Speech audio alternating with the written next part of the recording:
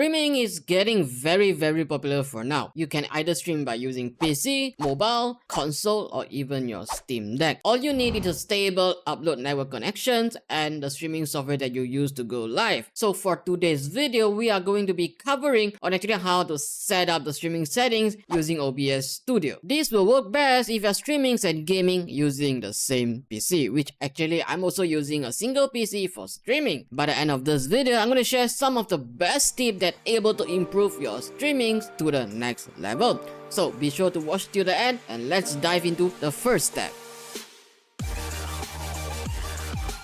For those who have been using Streamlabs for some time, do not worry, because the streaming settings in OBS, it works very similar with the Streamlabs. So in case that you do not have OBS Studio installed, I'm gonna put a link down in the description so that you're able to download and install OBS into your PC.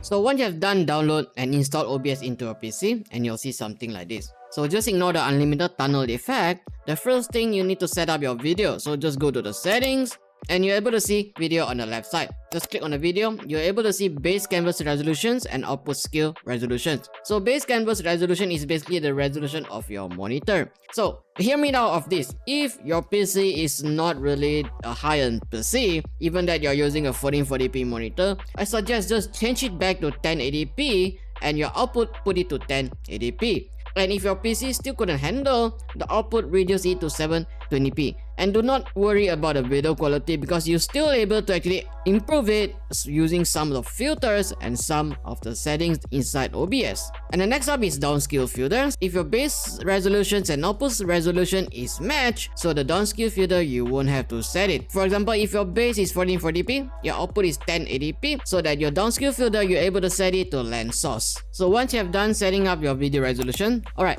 you're able to see output mode, set it from simple to advanced, and you're able to see streaming, recording, audio, and replay buffer. So streaming settings, audio track, I'm gonna just put it on 1. And the video encoder, for example, if you're using an NVIDIA graphic card, just go for NVIDIA NVENC H.264. And if you are using a better CPU, you're able to use X264. And it also have a selection for AMD graphic card user. And for the rescale output, just disable it because we have been setting up on the video. And for the encoder setting, which this is really important. So first up, the rate control, change it to CBR. And for the bitrate, alright, so for example, if you're streaming to Twitch or Kick, their supported bitrate will be maximum about 6000 kbps. But if you're streaming on YouTube, it can go way more higher. So it depends on which platform that you're going to stream. I'm streaming on YouTube, so my bitrate will be 10,000. So for this, you need a very stable upload network connections, and the network speed you'll need for your upload to be at least minimum 5 Mbps. So if you got a 5 Mbps, you're able to set it for about 4005 to 5000. And the next up, keyframe interval, just put it to 2 seconds. Preset slow, good quality. But if your PC is actually struggling while streaming, you can try mediums or medium quality. So for the tuning, just go for high quality, multi-passable, 2 passes, quarter resolutions, or you can even use single passes. And the profile high and an adaptive quantization ticket and a B-frame, always set it to 2. So once you have done settings up your output resolutions and the bitrate, all those things, the next up is your audio. So just go settings. Alright, you go to the output and look for the audio, and the audio bitrate you can first start it with about 128 and next up 160, and also if you're able to do so, everything's good, just go for 192. And the next thing that you're able to see the audio on the left side, just click audio, set up for the sample rate 48 kHz, channel, make it to stereo, and these are the things that you need to set, which is your headset, your desktop audio, or what mic that you're using, just set it up right here. So we are done, we got a video, we got the output, we got our audio set up, and you're able to go live right now. Just do it.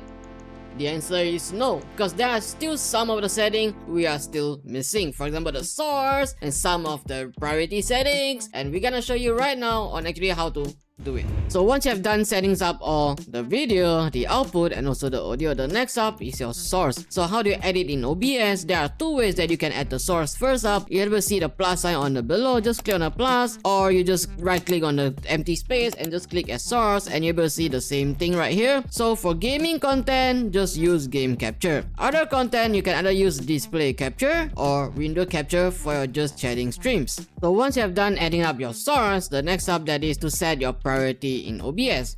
Just go under the settings and go under the advanced and put your process priority to above normal. This means that it allows your CPU to actually prioritize more performance when you're using OBS. Oh, there is one more thing that I actually forgot to mention earlier. So for example, that if you are using a facecam or webcam that for your streaming, you're actually able to edit up in under the source selection right there. Just look for video capture device. And next up is the hotkeys. So always set the hotkeys for you to actually, make your life simple for recordings or even for start or end your streams. Just go under the hotkeys and filter whatever hotkeys that you want. For example, start streaming, or maybe start you can actually go start recordings. Well, what does it mean? That you're able to record your gameplay during your streams. But if you're using actually a single PC, I don't really suggest that you record while you're streaming, but you can actually use a replay buffer so that you're able to record your game probably about 60 or 90 seconds in between. Alright, last but not least, so once you have done all the setup for the video, the output, your hotkeys, or even your audio, the last setup that we need is your stream platform. So just go under the settings and you're able to see stream. Just go to streams and look for the service, look for the platform that you want to stream on. Probably Twitch or maybe Facebook, Twitter, YouTube, Facebook Live. So you're able to choose here, or you can even use custom stream key whenever you want to stream to other platform. And for my case, I'm actually streaming on YouTube, so I'm gonna just go for primary YouTube ingest server and log in with your account. So whenever you're starting streaming on OBS, it will start on YouTube. And remember to drop the like on this video if you found it really helpful for you, especially it is simple and the basic settings.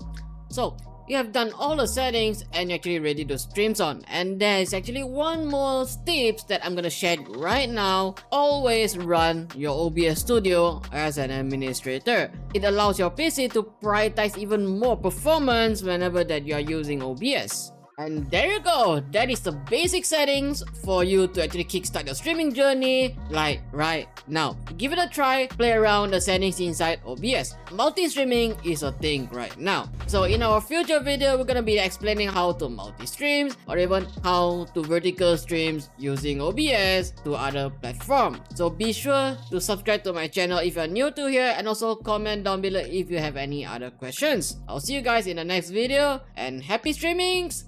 And always stay peace.